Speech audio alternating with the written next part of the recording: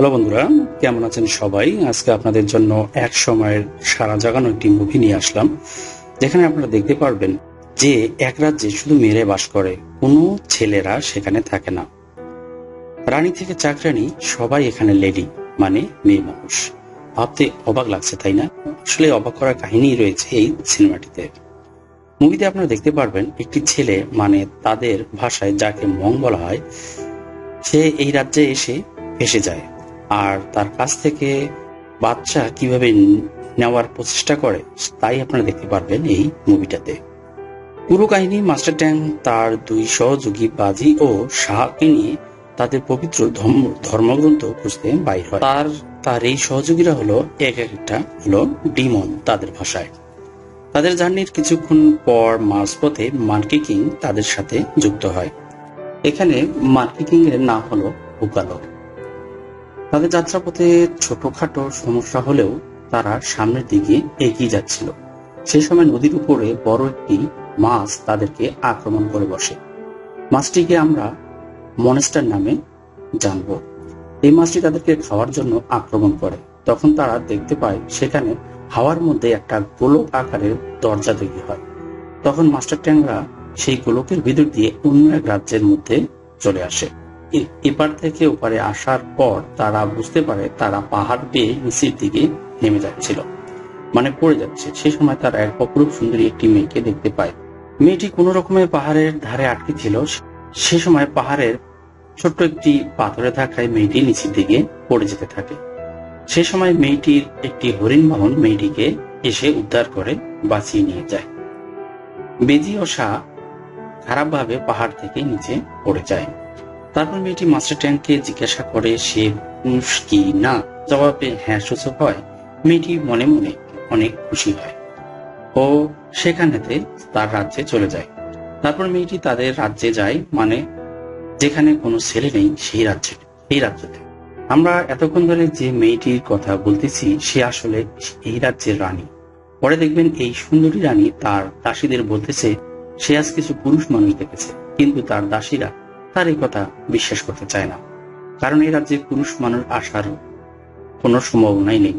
রানী বারবার পুরুষ মানুষ দেখেছে কথা বলায় তার দাসীরা ভাবে রানীর হয়তোবা মাথা খারাপ হয়েছে, তিনি অসুস্থ হয়ে পড়েছেন। এরপর রানী তাদের লাইব্রেরিতে যায় পুরুষ মানুষ সম্পর্কে ধারণা নিতে ও জানতে, এবং সেই বইগুলো সে পড়ে। আর পুরুষ মানুষ সম্পর্কে তার নেতিবাচক ধারণা হয়। সে মনে করে পুরুষ মানুষ ভালো নয়। আর সেখানে সেই বইয়ের কিছু পাতা ছেঁড়া অবস্থায় সে দেখতে পায়। ঠিক সে সময় সেখানে মহারানী চলে আসে আর সেই চারজন পুরুষ সম্পর্কে জানতে পারে, আর রেগে গিয়ে সেই চারজন পুরুষকে খুঁজে নিয়ে আসতে বলে তার সিপাহীদের। এর পরের সিনে মাস্টার ট্যাং ও তার সঙ্গীরা সেখান হতে বাইর হওয়ার জন্য রাস্তা খুঁজতেছিল। অপরদিকে বেইলি হঠাৎ করে একটি মেয়েদের গ্রুপের সামনে পড়ে যায়। সেখানে মেয়েরা বাদ নিচ্ছিল, মানে স্নান করছিল। এ দৃশ্য দেখে সে আর নিজেকে সামলে রাখতে পারে না। তখন সে একজন পুরুষের রূপ নেয়, কিন্তু তাকে দেখে মেয়েরা খুশি হওয়া তো দূরের কথা, তাকে ধরে মারতে শুরু করে। তখন সে আর কোনো উপায় না পেয়ে আগের রূপে ফিরে আসে। অন্যদিকে কিছু সিপাহী মেয়েরা মাস্টার ট্যাং ও মানকি কিং কে ঘিরে ধরে ফেলে তাদেরকে আটকানোর জন্য। মাস্টার ট্যাং আক্রমণ করতে চাইলে মানকি কিং তা নিষেধ করে, কারণ মেয়েদের ওপর আঘাত করা ঠিক নয়। সে আলোচনার মাধ্যমে সমাধান করতে চাইলেও তারা তা না শুনে তাদেরকে ধরে নিয়ে আসে মেয়েদের রাজ্যে। মাস্টার ট্যাং বুঝতে পারে এটা মেয়েদের রাজ্য ও এখানে সেই রানীকেও সে দেখতে পায়। তারপর এক জ্যোতিষী বৃদ্ধ মহিলা একটা বই খুলে বসে, আর সেখানে লেখা ভবিষ্যৎবাণী করে সবাইকে বলে যে এরা চারজন এই রাজ্য ধ্বংস করতে এসেছে। এ কথা শোনার পর সবাই চমকে ওঠে, আর মহারানী কোনো কিছু না ভেবে তাদেরকে মেরে ফেলার আদেশ দিয়ে দেয়। সেটা শোনার পর রানী মহারানীকে বলে তাদেরকে জিজ্ঞাসাবাদ করার জন্য অন্ততপক্ষে একটা রাত তাদেরকে জেলেতে রাখা হোক। মহারানী রানীর সে কথায় রাজি হয়। তারপর আমরা জানবো মানকি কিং এর কাছে যা পাওয়ার আছে তা দিয়ে এখান হতে তারা পালিয়ে যেতে পারবে।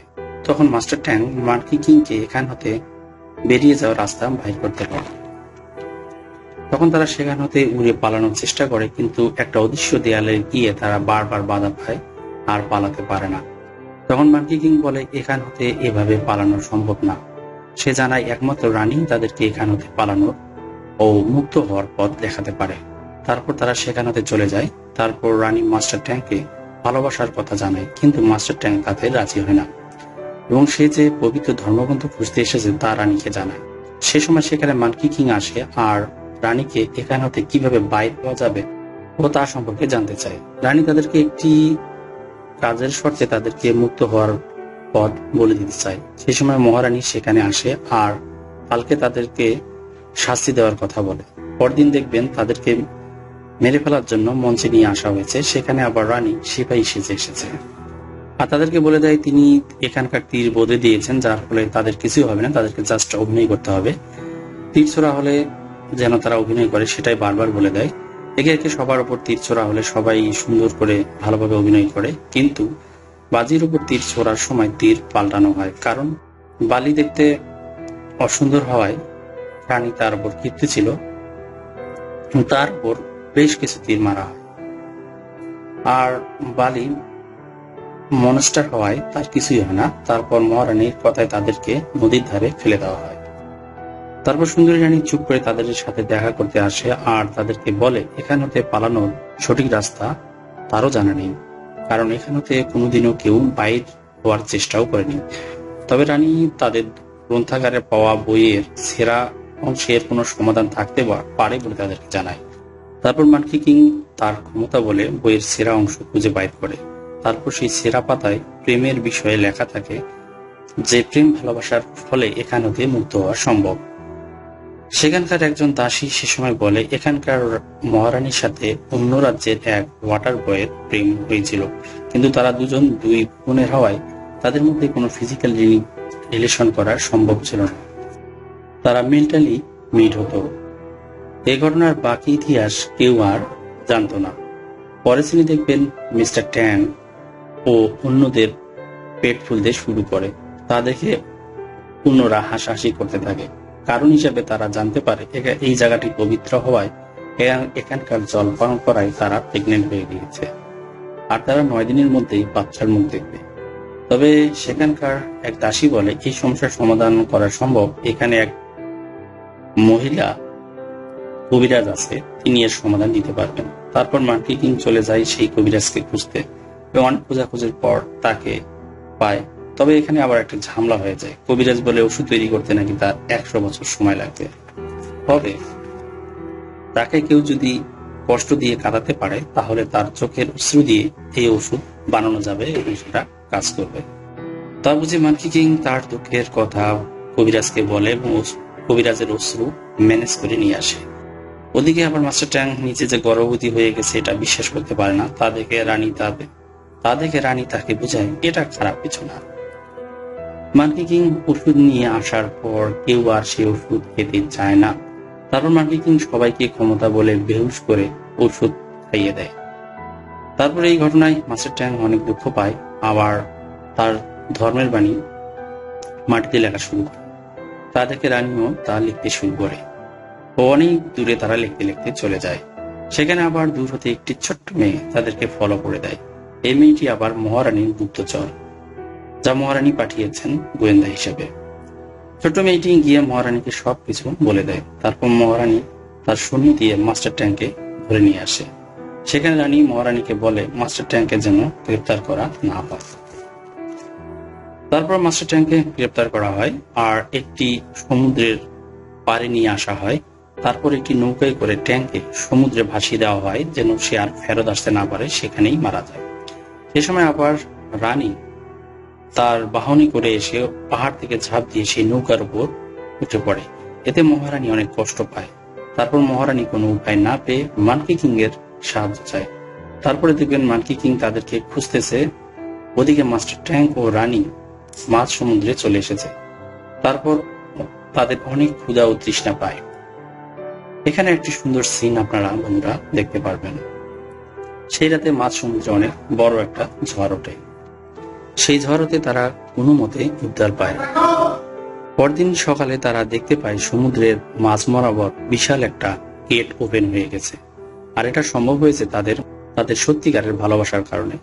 মানকি কিংও দূর হতে সেই গেটটি দেখতে পায়। তারপর মানকি কিং, শাহ, বাজি তাকে অনুরোধ করে তারা এই গেটটি দিয়ে বাইরে বের হয়ে উইমেন ল্যান্ড ত্যাগ করবে। মিস্টার ট্যাং রানীকেও তাদের সাথে যেতে বলে, কিন্তু রানী যেতে পারে না, অদৃশ্য দেওয়ালে আটকা পড়ে। রানী জোর করে বাইর হতে চাইলে উইমেন ল্যান্ডের সবকিছু শুকিয়ে ও পাথর হতে শুরু করে। তা দেখে মিস্টার ট্যাং বুঝতে পারে তারা, তখন সে রানীকে সেখান হতে সরিয়ে নেয়। তখন প্রকৃতি আবার স্বাভাবিক হতে শুরু করে। এরপর আমরা মহারানী ও ওয়াটার বয়ের প্রেম কাহিনীর ফিডব্যাক দেখতে পাবো। এরপর দেখবেন মাস্টার ট্যাং রানী সুস্থ না হওয়া পর্যন্ত সেখানে থাকার সিদ্ধান্ত নেয় আর প্রার্থনা করতে শুরু করে। তার প্রার্থনায় দয়ার দেবী চলে আসে আর তাকে বলে সে কি চায়, রানী না পুরো দুনিয়া। ওদিকে আবার সবাই রানীর সুস্থতার জন্য প্রার্থনা করা শুরু করে। পরে সিনে ওয়াটার বয় খেপে যায়, উইমেন ল্যান্ডকে পানিতে ডুবিয়ে দেয়। মহারানীকে না পাওয়ার ক্ষোভে সে এসব কিছু করতে থাকে। সবাইকে পানিতে ডুবে মরে যাওয়া দেখে মাস্টার ট্যাং প্রার্থনা করতে শুরু করে। তখন আকাশ হতে একটা অদৃশ্য পাওয়ার হাতের ইশারায় সবকিছু স্বাভাবিক হতে যায়।